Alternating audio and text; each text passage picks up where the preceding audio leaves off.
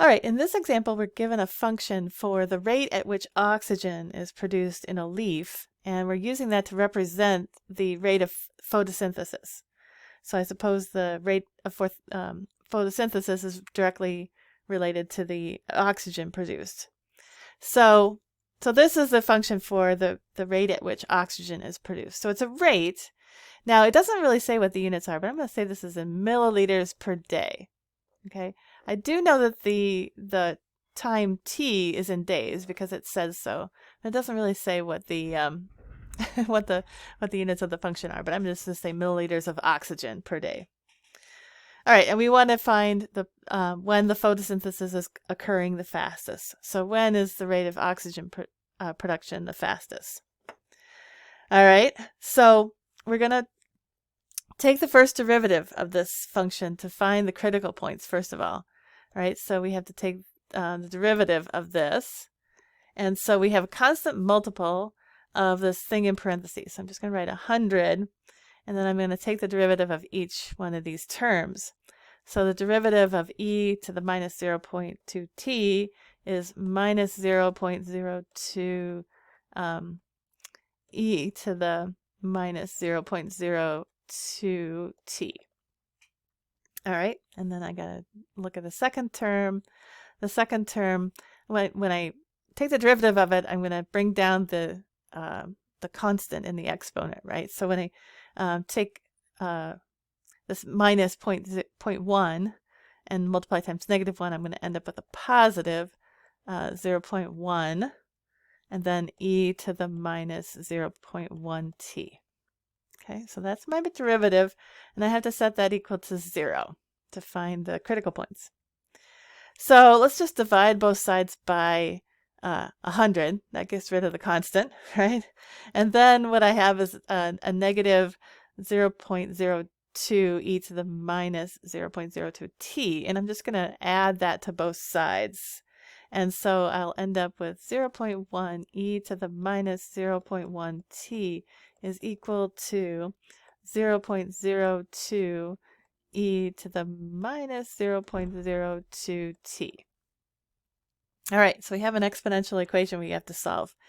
Now what I might do is just divide both sides by, I'm just going to divide both sides by 0.02, just so I have a little nicer numbers to work with. 0.02. And so what I end up with is 5 e to the minus 0.1t equals e to the minus 0.02t. Okay. Now, in order to get the t, right, I'm trying to solve for t. So in order to get the t out of the exponent, I've got to take the natural log of both sides. Okay.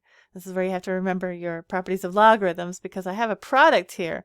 So if I take the natural log, I'll just put this in here, natural log of both sides. And so I'm going to do natural log of this whole thing as well.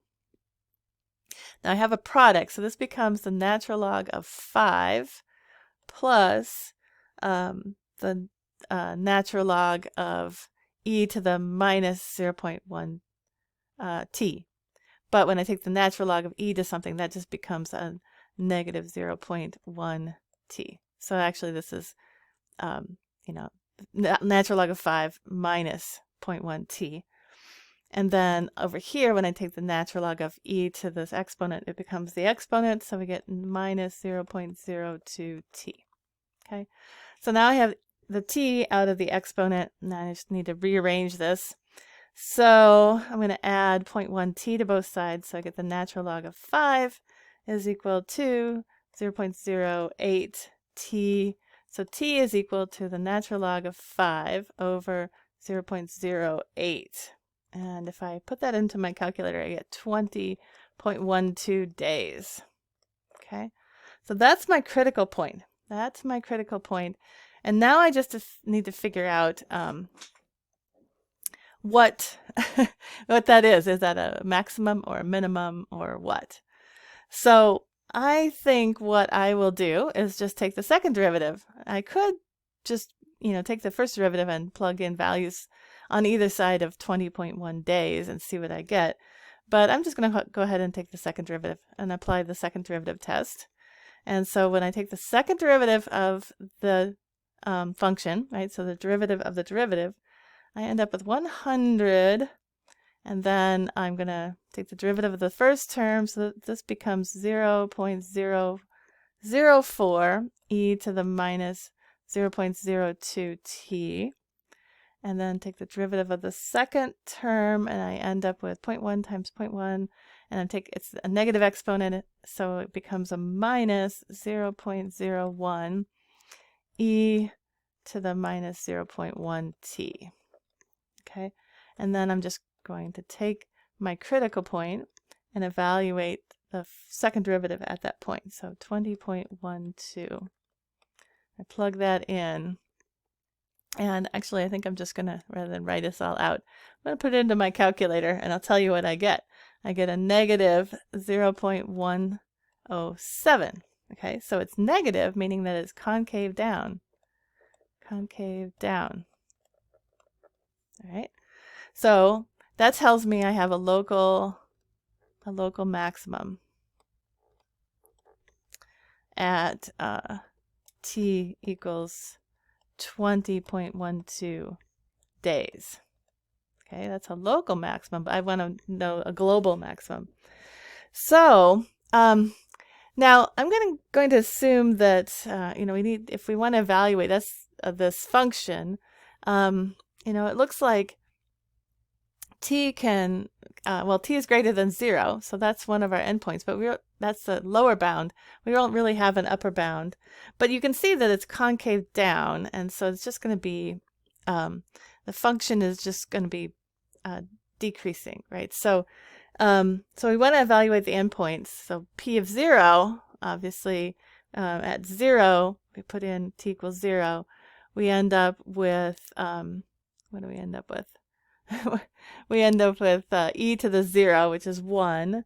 So we end up with 100.